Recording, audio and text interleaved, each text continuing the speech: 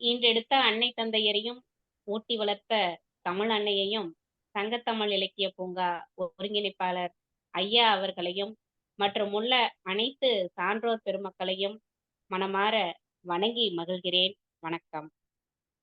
நூற்றாண்டு கண்ட மிக பெரும் கவியான பாரதியாருக்கு பாரதி 100 என்று ஒரு உலக சாதனை தொடர் நிகழ்ச்சி நடத்தி கொண்டிருக்கும் நம் சங்கத்தமிழ் இலக்கிய பூங்காவில் இப்பெரும் விழாவில் நான் கலந்து கொள்வதில் மிக பெரும் மகிழ்ச்சி அடைகிறேன். அதில் இந்த கருத்துரை வழங்குவதில் பெரும் பேராகவே கருதுகிறேன். மகாகவி பாரதியார் அவர்கள் கவிதை, கட்டுரை, குறுநாவல், கதைகள், வேடிக்கை கதைகள் இது போல பல எழுதியிருக்காரு. இருந்தாலும் கூட அவர் எழுதுறதுலயே மக்கள் மனதை அதிகம் கவர்ந்தது அப்படின்னு சொன்னா அது பாரதியார் எழுதின கவிதைகள் தாங்க. அதுல சுருங்க சொல்லி விளங்க வைப்பது அப்படின்றது நம்ம மகாகவிக்கு தான் மிக பொருத்தமான வார்த்தையா இருக்கும். அந்த அளவுக்கு மிக எளிய முறையில ஒரு படிக்காத பாமரனுக்கும் கூட சென்று சேரக்கூடிய வகையில மிக எளிமையான கருத்துக்களை, மிக உயரிய கருத்துக்களை மிக எளிய முறையில சொல்லி சென்றிருக்கிறாரு. அந்த அடிப்படையில பாரதியார் கவிதைகள் மிகப்பெரிய ஒரு தாக்கத்தையும் வீரியத்தையும் மக்கள் கிட்ட கொண்டு போய் சேர்த்து. அதே சமயம் அந்த அவர் எழுதின கட்டுரைகள் அப்படின்றது மறந்து போயிட்டாமோ இல்ல அதிகமா சிறப்பு செய்யலையோ அப்படின்ற ஒரு ஏக்கம் எனக்குள்ளார இருந்துகிட்டே இருக்கும் எப்பயுமே. ஏன்னா கவிதைகள் பிரசித்தம் பெற்ற அளவுக்கு அவருடைய கட்டுரைகள் மிக பிரசித்தம் பெற்றதா அப்படின்றது ஒரு பெரிய கேள்விக்குறியா தான் இருக்கு. அதே போல இவர் எல்லாத்துலயுமே ஒரு முன்னோடியா தான் இருந்திருக்கிறாரு. விடுதலை கவிஞரா இருந்தாலும் சரி, இல்ல எளிய முறையில நம்ம கவிதைகளை கொண்டு வந்து சேர்த்ததுலயும் சரி, இவர் தாங்க முன்னோடி தமிழ் கவிஞர்கள்லயே. ஏன்னா இவர் தான் முதல்ல காட்சிகள் அப்படின்ற தலைப்புல ஒரு வசன கவிதைய தமிழ் உலகுக்கு அறிமுகம் செய்யறாரு. அதை தொடர்ந்துதான் புதுக்கவிதையே தொடர ஆரம்பிக்குது. அந்த அளவுக்கு ஏன்னா அது வரைக்கும் அரசர்களுக்கும் உயர் வகுப்பை சார்ந்தவர்களுக்குமே ஆனதா தான் அந்த கவிதைன்றது இருந்தது. அவருடைய காலகட்டத்துல தான் ஏன் அது ஏழைகளுக்கும் பாமரனுக்கும் ஒரு ஏழை கண்ணீரை துடைக்கக்கூடிய ஒரு இதா இருக்கக்கூடாதா அப்படின்னு சொல்லி அவரு தான் அதைய தெருவுக்கும் வீதிக்கும் கொண்டு வந்து சேர்த்த பெருமை பாரதியாரைத்தான் சாரும். அவரை தொடர்ந்து அவரை முன்னோடியா வைத்துத்தான் நம்ம தமிழ் கவிஞர்களே பலவும் இயற்ற தொடங்கினாங்கன்னா அது மிக இல்லை. அதே போல பெண் விடுதலைக்கும் முதல்ல ஒரு போர்க்குரல் கொடுத்து முதலா முன்னோடியா திகழ்ந்தவரும் நம்ம பாரதியார் தாங்க. அப்படிப்பட்ட பாரதியாருடைய எழுதின அந்த கட்டுரைகள் அந்த அளவுக்கு மிக பிரசித்தம் பெறல அப்படின்றதால அத அந்த கட்டுரைகள் வழியாக பாரதி போற்றிய பெண்ணியம் அப்படின்ற தலைப்புல தான் நான் இந்த கருத்துரைய அணுகலாம் அப்படின்னு இருக்கிறேன். இப்ப அவருடைய கட்டுரைகள்ல பாத்தீங்கன்னா மிகப்பெரிய ஒரு எழுச்சிகரமான சிந்தனைகளையும் தாக்கத்தையும் அவர் கொடுத்திருக்கிறாரு. அதை நாம அவசியம் கட்டாயம் கடைபிடிக்க வேண்டிய நடைமுறை சிந்தனைகளா இருக்கு. அதெல்லாம் பார்க்க முன்னாடி நம்ம ஒரு சிறு அறிமுகத்தோடையே இந்த இதை தொடங்கிடலாம்னு நினைக்கிறேன். 1882ல பாரதியார் சின்னசாமி ஐயருக்கும் லட்சுமி அம்மையாருக்கும் திருநெல்வேலி மாவட்டம் எட்டயபுரத்துல பிறக்கிறாரு. சிறு வயதுல சுப்பையான்னு சொல்லி செல்லமா இவரை கூப்பிடுறாங்க. சிறு வயதிலேயே தாயையும் இழந்துடுறாரு. தன்னோட உறவினர்களால வளர்க்கப்படுறாரு. அதே போல இவருக்கு சிறு வயதுல படிப்புல அதிகமா ஆர்வம் கிடையாது. ஏன்னா பாரதியாருக்கு படிப்புல ஆர்வம் இல்லையா அப்படின்னா ஆமா அவர் அவருடைய அப்பா ஆசைப்பட்ட மாதிரியான ஒரு தொழில்நுட்ப படிப்பு படிக்க அவர் விரும்பல. அப்பவே எனக்கு தொழில் கவிதை தான் அப்படின்னு சொல்லி களம் இறங்கிட்டாரு. சிறு வயதிலேயே கவிதை திறத்தை காட்டி அரசர்கிட்ட ஒரு பாரதி அப்படின்ற பட்டத்தை கலைமகளுடைய பட்டத்தை வாங்குறாரு. அந்த அளவுக்கு மிக திறமையான கவித்துவம் அவர்கிட்ட இருக்கு. அடுத்து இவர் வளர ஆரம்பிக்கிற பருவத்துல நம்ம நாடு மாற்றான் கிட்ட நம்ம தேசமே இப்படி அடிமைப்பட்டு கிடக்கிறதை எண்ணி எண்ணி ரொம்பவும் அவருடைய மனது பாதிப்புக்கு உள்ளாகுது. அதனால அவருடைய எழுத்துக்கள் எல்லாமே விடுதலை சார்ந்து அமையுது. மக்கள்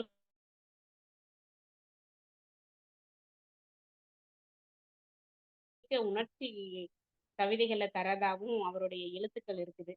இது போல விடுதலை கவிஞரா இருந்த நம்ம பாரதியார பெண் விடுதலை கவிஞரா மாற்ற வேண்டிய ஒரு சமயமும் வருது. அது என்னன்னு பார்த்தீங்கன்னா, இவர் வந்து விடுதலை போராட்டத்துக்காக காங்கிரஸ் மாநாடு ஒண்ணு கூட்டுறாங்க. அது வந்து கொல்கத்தாவுல நடைபெறுது. அப்ப இவரு கொல்கத்தாவுக்கு பயணம் பண்ணி அந்த காங்கிரஸ் மாநாட்டுக்கு போறாரு. அங்க சகோதரி நிவேதிதா அம்மையார சந்திக்கிறாரு. ஆ சகோதரி நிவேதிதா அம்மையார் அப்டின்னா அவங்க யாரு? அப்டின்றத ஒரு சுருக்கமா பார்த்துரலாம் அப்டின்னா, 1867ல இங்கிலாந்து நாட்டுல பிறந்தவங்க. இவங்க ஒரு மத போதகருக்கு, கிறிஸ்தவ மத போதகருக்கு மகளா பிறக்குறாங்க. கிறிஸ்தவ மத போதகருடைய மகள் அப்டின்ற காரணத்தினாலேயே அவர்களுக்கு சிறு வயதிலேயே ஒரு ஆன்மீக தேடல் இருந்தது. அப்புறம் வளர வளர தன்னுடைய தோழி மூலியமா ஒரு நாள் சுவாமி விவேகானந்தர் நிகழ்த்திய உரைய இவங்க கேட்கிறாங்க. கேட்ட உடனே இவர்களுடைய ஆன்மீக தேடுதல் அந்த அறிவு வந்து அவங்கள பல கேள்வி கணைகள தொடுக்க வைக்குது. சுவாமி விவேகானந்தர் கிட்ட விவாதம் செய்யறாங்க. அப்ப வந்து என்ன ஒரு காலகட்டத்துக்கு மேல என்ன ஆகுதுன்னா, இவங்க அவர தன்னுடைய குருவாவே ஏத்துக்கிறாங்க. அந்த அளவுக்கு கருத்து தெரிவும், சிந்தனை அறிவும் மிக்கவர் தான் ஞானம் மிக்க நம்ம சுவாமி விவேகானந்தர். அவருடைய மாணவியா இருந்தவங்க தான் சகோதரி நிவேதிதா. அவங்க தன்னுடைய இங்கிலாந்து நாட்ட விட்டுட்டு இங்க நம்ம இந்தியாவுக்கே வந்து பள்ளி கல்வி, மக்கள் நலன் சார்ந்த பணிகள் இந்த மாதிரியான விஷயங்கள்ல ஈடுபட ஆரம்பிக்கிறாங்க. அவங்கள தான் வந்து கொல்கத்தாவுல நம்ம பாரதியார் காங்கிரஸ் மாநாட்டுக்கு போகும்போது சந்திக்கிறாருங்க. அப்படி சந்திக்கும்போது அவங்க 2 பேரும் உரையாடிட்டு இருக்கிறாங்க. உரையாடும்போது பாரதியார் கிட்ட அவங்க கேட்குறாங்க, சகோதரி நிவேதிதா கேட்குறாங்க, "ஏங்க உங்க மனைவி வரலையா?" அப்படின்னு கேட்கும்போது, இவரு வந்து கிடையாது. அதுவும் இல்லாம இந்த அரசியல் சார்ந்த விஷயங்கள்ல அவங்க தலையிடுறதே கிடையாது. அரசியல் அறிவு அவங்களுக்கு எதுவும் தெரியாது அப்படின்னு சொல்றாங்க. உடனே இத கேட்டு கோவமான சகோதரி நிவேதிதா சொல்றாங்க, "உங்க வீட்டுக்குள்ளாரையே பெண்கள அடிமையா வச்சுக்கிட்டு, நீங்க நாட்டு விடுதலைக்காக போராடி என்ன பெருசா செய்ய முடியும்னு நினைக்கிறீங்க? முதல்ல உங்க வீட்டுக்குள்ள இருக்கிற பெண்ணடிமைத்தனத்த ஒழிச்சுட்டு, ஆண், பெண்ணுன்ற பாகுபாடு இல்லாம, அப்புறம் நீங்க ஒண்ணா சேர்ந்து போராடினா தானே உங்களுக்கு விடுதலை முழுமை அடையும்." அப்படின்ற ஒரு ஞான உபதேசத்த குடுக்குறாங்க. இதைய நம்ம பாரதியார் மனப்பூர்வமா ஏத்துக்கிறாருங்க. ஏத்துக்கிட்டு, உடனே அவரு வந்து இத தெரிஞ்சுக்கிட்டு, உடனே அவரு வந்து மாறிர்றாரு. அப்பதான் அந்த சூழ்நிலை தான் அவர வந்து அதுவரை விடுதலை கவிஞரா இருந்த பாரதியார, பெண் விடுதலை கவிஞரா மாற செய்யுது. திரும்ப இங்க தமிழகத்துக்கு திரும்பின பாரதியார், அதைய உணர்ந்து தமிழ் நூல்களை எல்லாம் நிறைய ஆராய்ச்சி பண்றாரு. ஆராய்ச்சி பண்ணும்போது, மிக பழமையான காலத்துல பார்த்தீங்கன்னா, அதுல எல்லாமே பெண்களுடைய முழு சுதந்திரம் கொடுத்து வாழ்ந்திருக்கிறத அவர் கண்கூடா ஆராய்ச்சி மூலமா உணர்றாரு. அப்படி இருக்கும்போது, இப்ப இடையில வந்த ஒரு பல்வேறு சூழ்நிலைகள்னால தான் நம்ம தமிழ் சமூகம் இப்படி அடிமைப்பட்டு கிடந்திருக்கு அப்படிங்கிறதையும் உணர்றாரு. உடனே அவங்க சகோதரி நிவேதிதா அம்மா சொன்ன அர்த்தத்தினுடைய அந்த பொருளுடைய உண்மைய உணர்றாரு.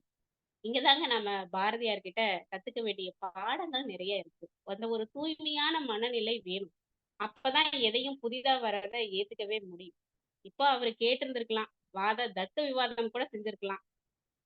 எங்களுடைய பழைய பழக்கவழக்கங்கள் இதெல்லாம் இப்படிதான். நீங்க என்ன இங்கிலாந்துல இருந்து இங்க வந்துட்டு எங்களுக்கு புத்தி சொல்றீங்க. அப்படின்னெல்லாம் அவங்க தர்க்க விவாதம் செஞ்சு இதுதான் சரி அப்படின்னு சொல்லி வாதாடி இருக்கலாம். அப்படியெல்லாம் இல்லாம உண்மை எதுவோ, உண்மைத்தன்மை எதுவோ அதைய மனதார ஏத்துக்கிட்டு அதற்கான நடைமுறைப்படுத்துகிற அந்த தூய்மையான மனநிலை தான் நம்மளுக்கு மிகப்பெரிய ஒரு பாடமா இருக்கு. பாரதியார் கிட்ட கத்துக்க வேண்டிய பாடங்கள்ல மிகப்பெரிய பாடமா இத நான் பார்க்கிறேன். அவர் உடனே வந்து அவங்கள குருவா ஏத்துக்கிட்டதோட, அந்த குரு ஸ்தோத்திரம் ஒண்ணும் எழுதுறாரு. நிவேதிதா அம்மையார பத்தி தன்னுடைய மானசீக குருவா அவங்கள வச்சுக்கிட்டு, அவங்களுக்கு குரு ஸ்தோத்திரம் ஒண்ணும் எழுதுறாரு. அதேபோல நம்ம பக்கத்துல இருக்கக்கூடிய அண்டை நாடுகள் எல்லாம் பார்க்குறாரு. இதுல மலையாள தேசத்து மக்கள் வந்து கொஞ்சம் மாறுபட்டு காணப்படுறாங்க. நம்ம கலாச்சாரத்த, பாரம்பரியத்த பார்க்கும்போது. அப்பதான் அவருக்கு ஒரு உண்மை புரியுது. நம்முடைய தமிழ் பாரம்பரியம் பழைய மிக பழமையான ஒரு கட்டமைப்பும், மலையாள கட்டமைப்பும் ஒரே ஒண்ணுதான். ஒரே மாதிரியானவை தான். அவை வந்து மாறாமல் இருக்கு. மலையாள தேசத்து மக்கள் கிட்ட. மலைநாட்டு மக்கள் அதையே அப்படியே கடைபிடிக்கிறாங்க. அ அதனால தான் அவங்க வந்து பெண்களுக்கு ஒரு மதிப்பும், மரியாதையும் கொடுத்துட்டு வர்றாங்க. ஆனா பல்வேறுபட்ட சூழ்நிலைகள்னால தமிழ் சமூகம் பெண்கள அந்த கற்பு அப்படின்ற ஒரு நெறிக்காகவே ஒரு அடிமைத்தனமா வச்சு பூட்டி வளர்த்த ஒரு இருளான நிலைக்கு தள்ளப்பட்டிருக்கு அப்படிங்கிறத உணர்றாரு. அதே போல பல ஐரோப்பா, ஆசியா இந்த மாதிரியான கண்டங்கள்ல இருக்க அமெரிக்கா இந்த மாதிரி கண்டங்கள்ல இருக்கக்கூடிய அனைத்து தேசத்து மக்கள்லயும் பார்க்குறாரு. அவர்கள் அந்த நாட்டுல வாழக்கூடிய பெண்களுடைய நிலை எப்படி இருக்கு அப்படிங்கிறதையும் உற்று கவனிக்கிறாரு. அதையெல்லாம் கவனிச்ச அவரு நம்ம பெண்களுடைய நிலைய பார்த்துட்டு ரொம்பவே அவரு பாதிப்புக்கு உள்ளாகுறாருங்க. அன்னையில இருந்து தான் அவரு சக்தி தாசராவே அவதாரம் எடுக்கிறாரு. அப்ப இருந்து தான் நம்ம பாரத தேசத்து பெண்கள் அத்தனை பேரையுமே பராசக்தியா பார்க்க ஆரம்பிக்கிறாரு. பெண்கள் யாவரும் பராசக்தியின் வடிவமா பார்த்தவர் தான் பாரதியார். ஜாதி, மத, இன எந்த வேறுபாடும் இல்லாம பெண்கள் அனைவரும் போற்றத்தக்கவர் பாரத நாட்டுல அப்படின்னா, அவர் வந்து பாரதியார்னா அதுல மிகையே இல்லைங்க. அதுல இருந்து தான் நமக்கு வந்து தேவையான கருத்துக்கள, எழுச்சி மிக்க ஒரு கவிதைகள, பெண்கள் வந்து இந்த அடிமைத்தனத்திலிருந்து வெளிவரத்துக்கு என்னென்ன செய்யணும் அப்படின்றத அத்தனை உத்திகளையும் அவர் வந்து திரட்ட ஆரம்பிக்கிறாரு. உபாயங்கள கண்டுபிடிக்கிறாரு. அதைய வந்து கவிதைகளாகவும், கட்டுரைகளாகவும் எழுதத் தொடங்குறாரு. அப்பதான் வந்து விடுதலை அப்படின்றதே முழுமை பெறும். பெண் விடுதலை இல்லாம நாட்டினுடைய விடுதலை அப்படின்றது தேவையே இல்லாதது. அது வந்து வீணானது அப்படின்றத மிக வலிமையா வலியுறுத்தினவரு நம்ம பாரதியார். அவர் வந்து தன்னுடைய கட்டுரைகள்ல என்ன சொல்றாரு அப்படின்னா, மாதர் அப்படின்னு சொல்லி ஒரு தலைப்புல ஒரு சில கட்டுரைகள் எழுதியிருக்காரு. அதுல பெண்கள் தமிழ் தமிழ் பெண்கள் பெண் விடுதலைக்காக செய்யத்தக்கது யாது அப்படின்ற தலைப்பிலேயே மிக அருமையான உபாயங்களை சொல்லியிருக்காரு. அதுக்கு முதல்ல அவரு சொல்லக்கூடிய ஒரு இது என்னன்னா, ஆறிலும் சாவு, நூறிலும் சாவு. இது ஆணுக்கு தாண்டறது கிடையாது. பெண்ணுக்கும் அதேதான். எந்த ஒரு ஜீவராசியா இருந்தாலும் சரி, உயிருன்னு பிறந்துட்டா, அது சுகமா வாழ்றதுக்கு உண்டான ஏற்பாட்ட செய்யறதுதான் அந்த ஜீவனுடைய கடமையா இருக்கு. அப்படி இருக்கும்போது, பெண்களாகிய நீங்கள் எதற்கும் பயப்படாதீங்க. பயப்படாதீங்க. துணிந்து நில்லுங்க. யாரையா இருந்தாலும் செத்து நில்லுங்க. அப்படின்றத தான் முதல் பாயிண்ட்டா சொல்றாரு. முதல்ல அதையே தான் சொல்றாரு. "ஆறிலும் சாவும், நூறிலும் சாவும். எதுக்கு பயப்படுறீங்க?" அப்படின்னு சொல்லி சொல்றாரு. அதே அடுத்த இதுல என்ன சொல்றாருன்னா, இப்ப நீங்க எதிர்த்து நிற்க வேண்டியது மாற்றான் தேசத்தாரையோ அல்லது அயலாரையோ கிடையாது. நம்ம வீட்டுல நம்ம அன்பு தலைகளால பிணைக்கப்பட்டிருக்கக்கூடிய பின்னி பிணைக்கப்பட்டிருக்கக்கூடிய ஒரு ஆண் சமூகத்தாலதான்.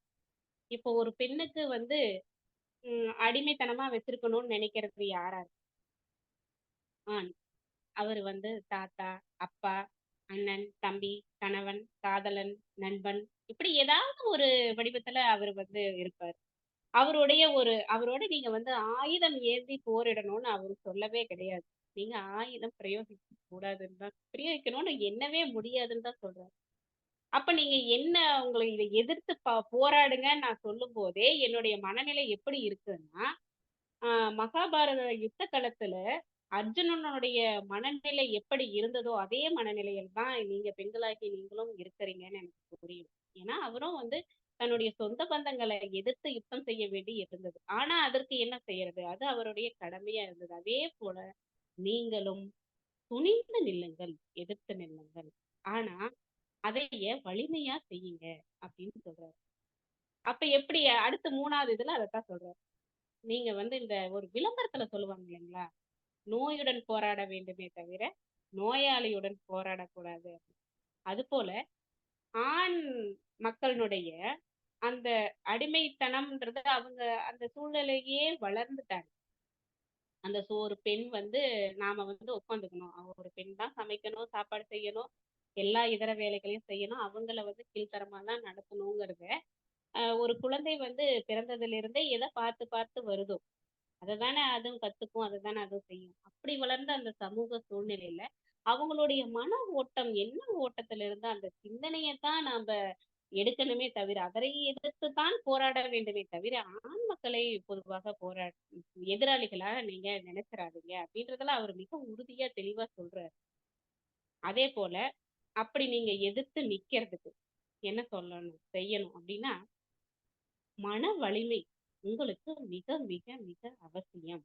மனதில் உறுதி வேண்டும். அந்த எடுத்தத முடிக்கிற வலிமை வேணும் அப்படின்றாரு. அந்த மன உறுதியோட தான் நீங்க அதையே ஆரம்பிக்கணுங்கிறாரு. இப்ப நம்ம கவி பேரரசு வைரமுத்து அவர்கள் சொல்லுவாங்க இல்லைங்களா? "முல்லை முள்ளால் எடுப்பது சரிதான். அதே கண்ணில் விழுந்த முள்ளுக்கு இந்த பழைய தத்துவம் பயன்படுமா?" அப்படின்னு கேட்பாரு. அதே போல ஒரு நிலை தான் இங்கேயும். ஒரே வீட்ல இருக்கக்கூடிய ஆண்கள எதிர்த்து போராட வேண்டிய மனநிலை இருக்கு. ஆனா அதே சமயம் இந்த சாத்வீக எதிர்ப்பு அப்படின்றத தான் இவர் வலியுறுத்துறாரு. நீங்க வந்து மன உறுதியோட சமைக்க மாட்டேன், எந்த வேலையும் செய்ய மாட்டேன். எப்ப வரைக்கும்? எனக்கு பரிபூரண சமத்துவ சுதந்திரம் கிடைக்கிற வரைக்கும். நீங்க எப்ப என்னைய உங்களில் சரிபாதி அப்படின்னு ஏத்துக்கிறீங்களோ, அதுவரை நான் எந்த வேலையும் செய்ய மாட்டேன் அப்படின்னு சொல்லி விடாப்பிடியா உறுதியா இருக்கணும் அப்படின்றது தான் அந்த மன உறுதிய தான் சொல்றாரு. அப்ப அதனால வரக்கூடிய இன்னல்கள், கடுமையான உபத்திரமும், அடி, வேதனை என்ன வந்தாலும், அதை நீங்க தெய்வத்தின் மேல பாரத்த போட்டுட்டு பல்ல கடிச்சுட்டு பொறுத்துக்குங்க. எவ்வளவு நாள்? எவ்வளவு நாளைக்கு அவங்க பண்ணிருவாங்க? நம்ம மகாத்மா காந்தி மாற்றான் வந்து நம்ம நாட்ட அடிமைப்படுத்தினப்ப கூட, ஒரு கத்தி எடுத்து ரத்தத்த காட்டாம, அகிம்சை முறையில போராடணும்னு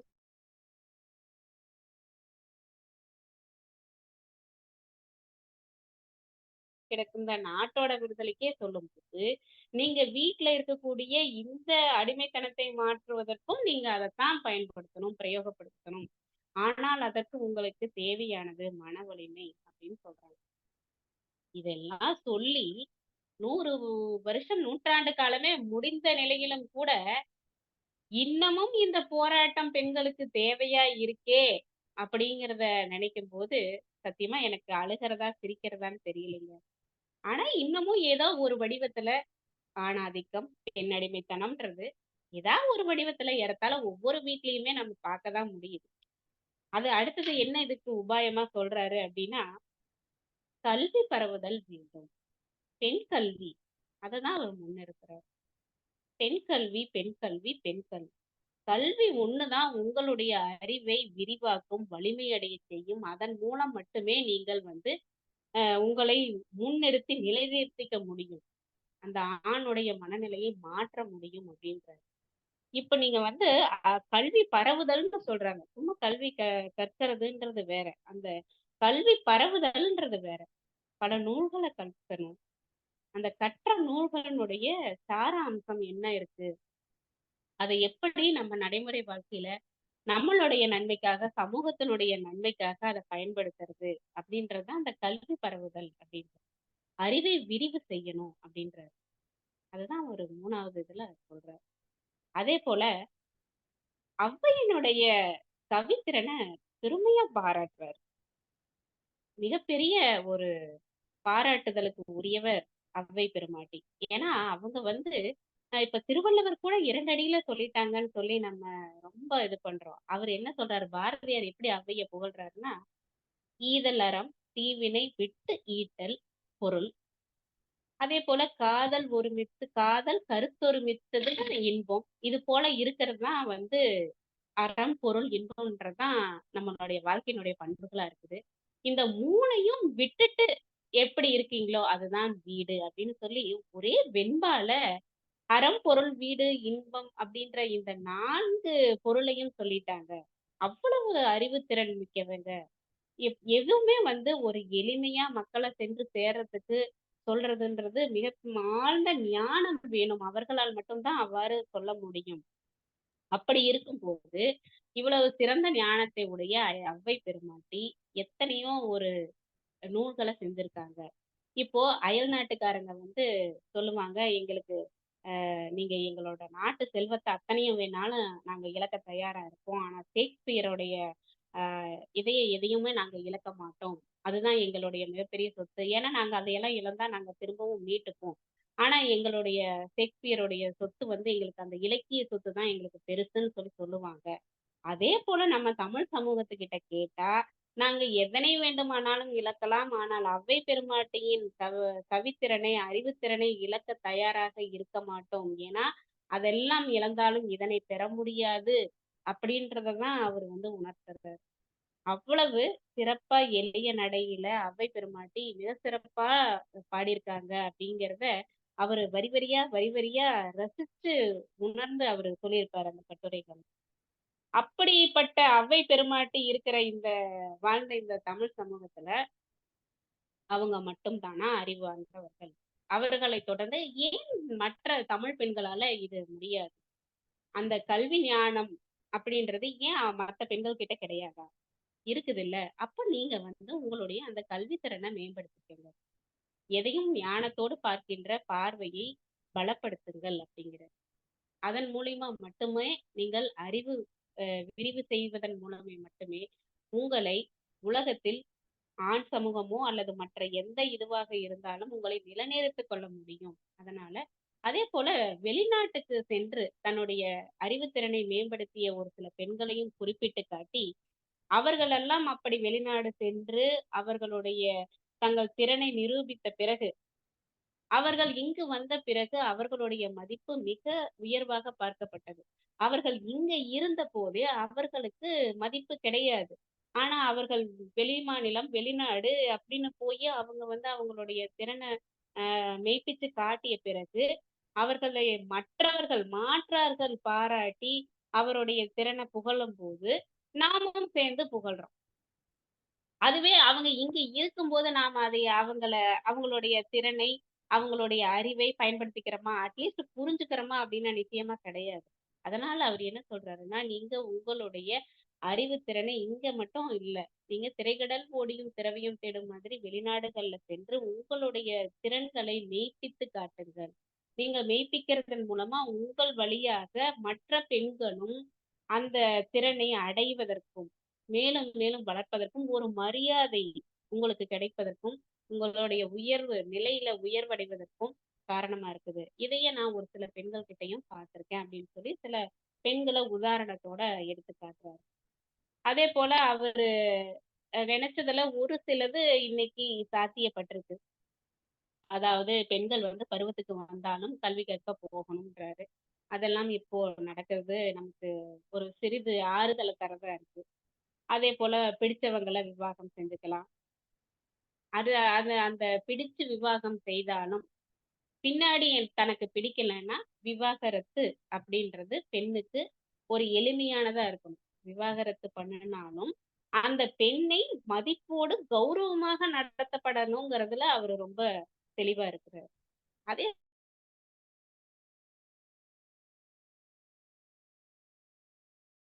தொழில் அதிபரா மாறுறாங்களோ, அதே போல பெண்களும் வாழ்க்கையில தனக்கு கல்யாணம் வேண்டாம் அப்படின்னு ஒரு முடிவு எடுத்துட்டாங்கன்னா, அவங்களுடைய இஷ்டப்படி சுயேச்சையாக வாழ நாம விடணும். அதற்கு அவர்களை கௌரவப்படுத்த வேண்டுமே தவிர, இந்த கற்பு நெறி சார்ந்தோ, அல்லது ஒழுக்கம் சார்ந்தோ இப்போ ஒரு ஆணுக்கு ஒழுக்கம் சார்ந்து வைக்கப்படக்கூடிய கேள்விகள் மிக குறைவு. அதுவே ஒரு பெண் என்றாலே அவளுக்கு ஒழுக்கம் சார்ந்தும், கற்பு நெறி சார்ந்தும் வைக்கப்படக்கூடிய கேள்விகள்ன்றது இன்னைக்கு மிகப்பெரிய இடத்துல தான் இருக்கு. ஆக அவரு என்ன வலியுறுத்துறாருன்னா, அந்த மாதிரி நீங்க கேள்வி கேட்காம அவங்கள கௌரவமா நடத்துங்க. இதுதான் நம்ம வந்து அடிப்படையான பண்பு. இதுக்கெல்லாம் நாம என்ன பண்ணணும்னா, நம்மளுடைய கல்வி திறனை மெய்ப்பிக்க வேண்டும்.